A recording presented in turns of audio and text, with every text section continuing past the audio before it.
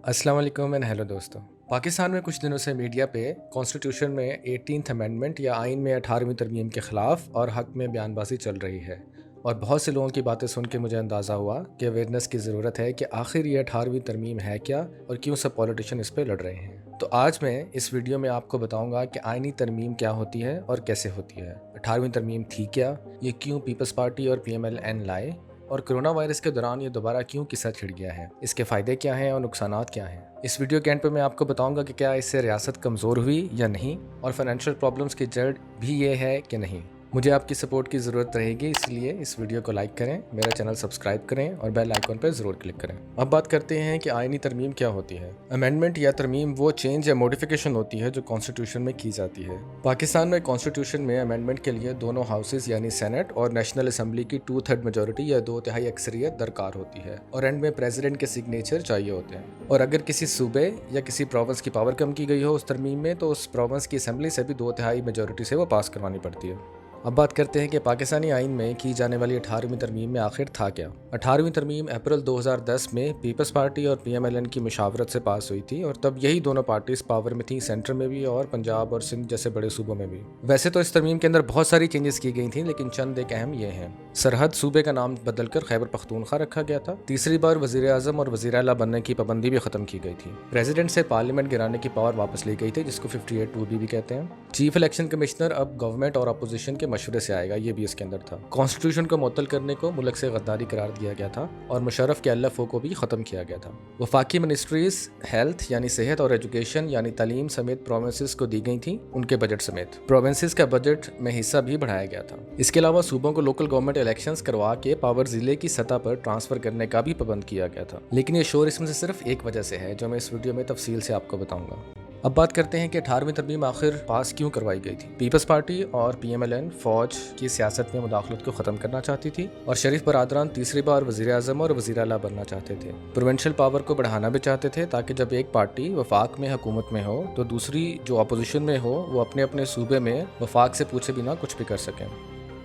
अब सवाल ये उठता है कि 10 साल बाद ये कंट्रोवर्सी क्यों स्टार्ट हुई। कोरोना वायरस वबा के दौरान वफाक और सिंध हुकूमत की इस वक्त अल्फाज की जंग चल रही है और मेन मरकज़ उसका है सेहत की मिनिस्ट्री और उसका पैसा।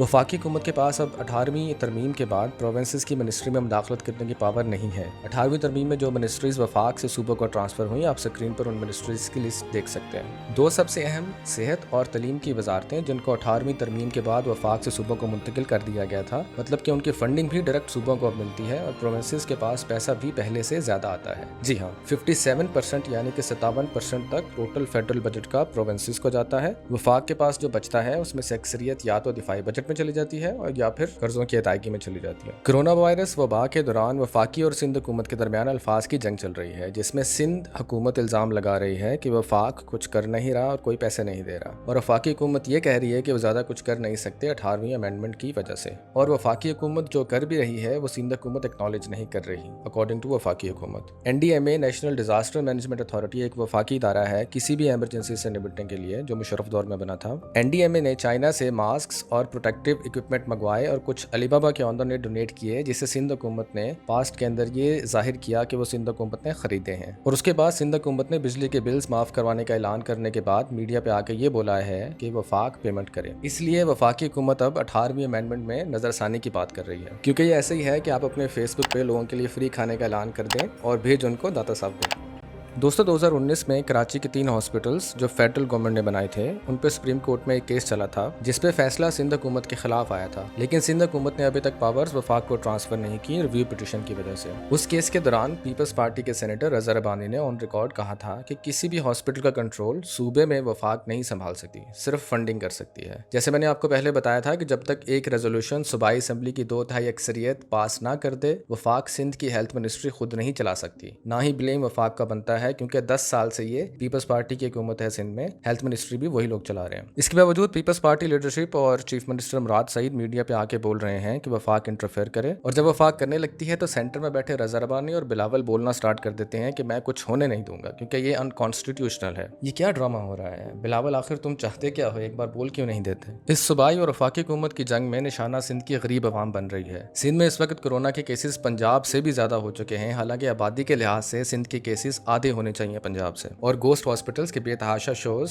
टीवी पे आप देख ही चुके हैं विद एविडेंस। लेकिन लगता है कि सिंध हुकूमत को इस वक्त सिर्फ सियासत करनी है, लेकिन काम नहीं। और उन्हें यह भी लगता है कि अवाम पागल है और ये 2007 है कि किसी को पता नहीं चलेगा कि उनकी परफॉर्मेंस कैसी रही है पिछले सालों में सिंध में। सिंध हुकूमत सबसे पहले बयान दे के टीवी पे सो जाती है, जिसपे लोग वाह भी कर लेते हैं, लेकिन इम्प्लीमेंटेशन करवाने वाला कोई नहीं होता वहाँ। क्या आपको लगता है कि मीडिया पे अनाउंस करने से कोई फायदा है जब आप वो फैसला इंप्लीमेंट ही नहीं करा सकते, चाहे वो वफाक करे या प्रोविंशियल गवर्नमेंट? अब बात करते हैं कि 18वीं तरमीम क्या सही थी या फिर गलत थी। 18वीं तरमीम में बहुत सी अमेंडमेंट्स बहुत अच्छी थी, जैसे LFO का खात्मा, 52B का खात्मा और लोकल गवर्नमेंट्स तक पावर की डेवोल्यूशन। लेकिन अब तक लोकल गवर्नमेंट को तमाम सूबे पावर नहीं दे पाए पूरी तरह पिछले 10 साल में। लेकिन यकीनन कुछ सूबों में कुछ काम हुए हैं और कुछ में बिल्कुल नहीं हुए। अब तक की परफॉर्मेंस से यही लगता है कि सेहत और तालीम ये दोनों वफाकी और सूबाई हुकूमत को मिलकर चलानी चाहिए, या वफाक के पास ये पावर होनी चाहिए कि वो एमरजेंसी में कंट्रोल ले सकें। लेकिन मसला ये भी है कि 18वीं तरमीम में एमरजेंसी भी प्रोविंशियल असेंबली की रेजोल्यूशन के बिना नहीं लगाई जा सकती। अब सवाल ये उठता है कि क्या इससे रियासत कमजोर हुई है और फाइनेंशियल प्रॉब्लम्स की जड़ भी यही है, जैसा कि कुछ लोग बोल रहे हैं। कमेंट में अपनी राय का इजहार जरूर करें।